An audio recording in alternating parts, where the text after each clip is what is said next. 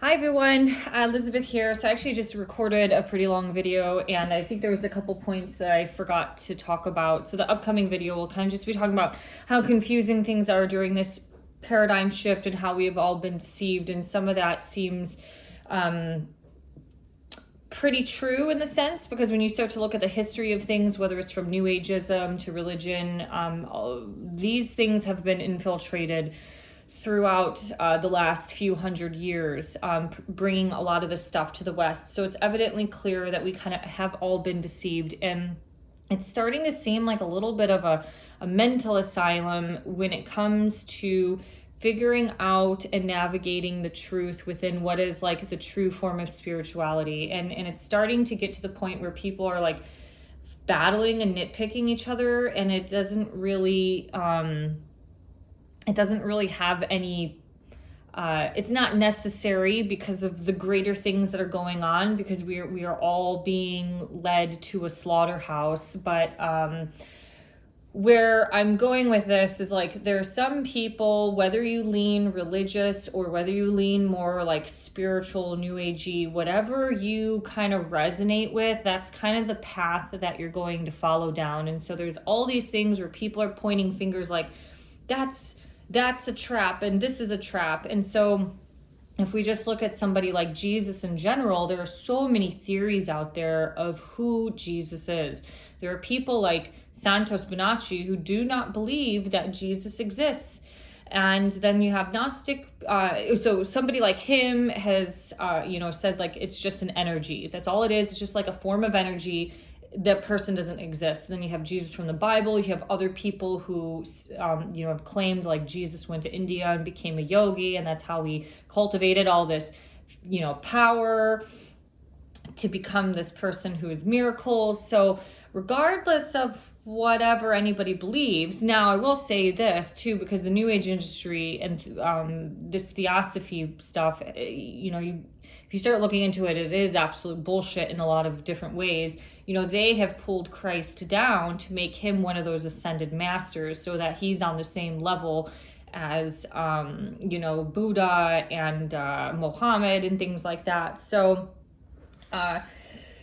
even Gnosticism, for example, some people think that's just the truth and the way. That's like the true Christianity. And then there's other people who are a little bit more academic and researching the Masons, and they're like, well, the Gnostics are a little bit more on the magician alchemy side. So, they're kind of borderline some more satanic practices. So honestly, it is all over the place.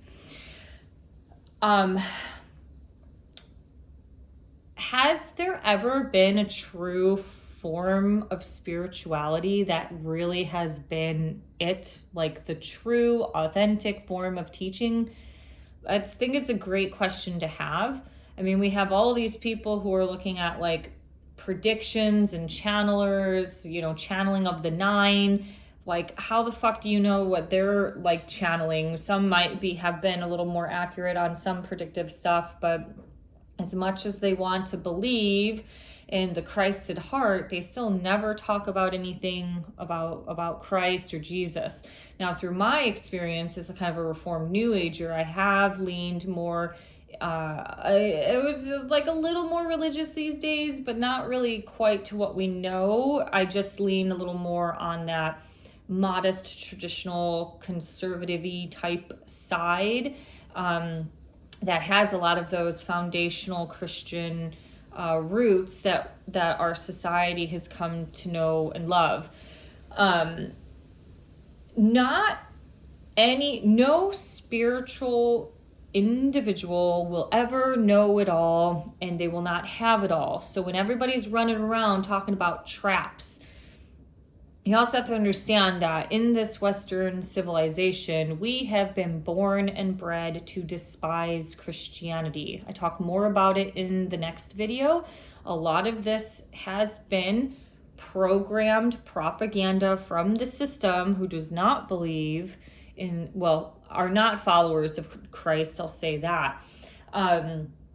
In addition to the infiltration of all of these religious organizations, have more Satanists involved, and those are the people who are also kind of the culprit or the leaders that have done more of the damage in this earth plane.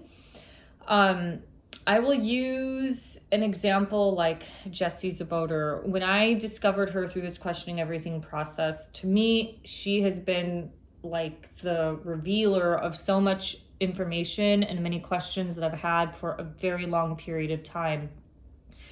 If we start to critically analyze things, and I've listened to a ton of SRA victim stories, that these people, because of what they've witnessed, they naturally go toward Christ. Some might end up being more religious, some might be more kind of spiritual energetically, but are still a follower of Christ. So I'm going to get back to that, but it does not matter what you believe in, whether you're atheist or if you believe that Jesus is just a mythical figure. He never existed on the planet. All you have to know, what is truly important, is that the system believes in it, or them. They. The system believes in Satan. The system also believes, the Masons, they also believe in Jesus. Jesus is the bug repellent for Lucifer, Satan, and all those demonic spirits and entities.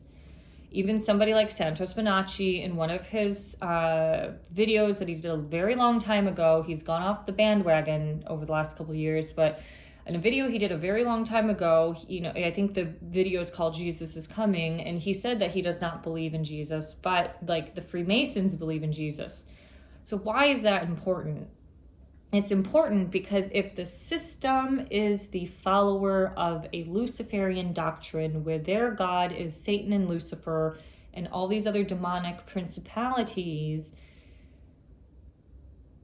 they are going to be the people, because they hate Jesus Christ, they're going to be the ones who are in power in this business world, that are going to mock and defile and deceive so many people around the true meaning and spirit of Christ. And hey, I was the biggest Christian basher when I was in my early 20s. And, if anybody told me that I would be where I'm at now in my later 30s, or that I would have all these Jesus experiences and walk further away from the new age world, I just use that as an example. Like, I never was into things like the starseed stuff, but, yeah, I would have laughed. And so that's the most important thing, is that the system believes in it, regardless if you're atheist or you don't believe in anything. So when these people believe in demonic energies and believe that there is no such thing as good and evil, it's just all is, that you got to equip yourself with, you have to equip yourself with that sort of wisdom or knowledge, because you need to learn how to navigate through this life to protect yourself, protect your community, your family, things like that. I will share an example. Like, Jessie Zaboter is a perfect example. She, like many other people born and raised into the system, has seen it all, the worst of the worst, the most disgusting things that us normal human beings cannot even fathom, is a firm Christian and a solid Christian. So when I try to send her videos to my friends who are on either a religious perspective or on the more woo-woo side, it's kind of like they don't care, they don't want to listen to it. So like the Christian conservative thinks she's too occulty. She does get a lot of flack for that. They might see the channel, it's like, oh, Aquarius rising, and so they're like, they like repel from it. And then you have the woo-woo people who kind of like listen to her, but think she's too religious. And because she's a little more on the religious spectrum and very based on scripture, that she's leading people to a trap. I personally, you got to look at people's messages, overall message, to have that discernment on if they're leading people to a trap. So for example, her two main messages, because I've listened to like 100 videos at this point, is developing a relationship with God. And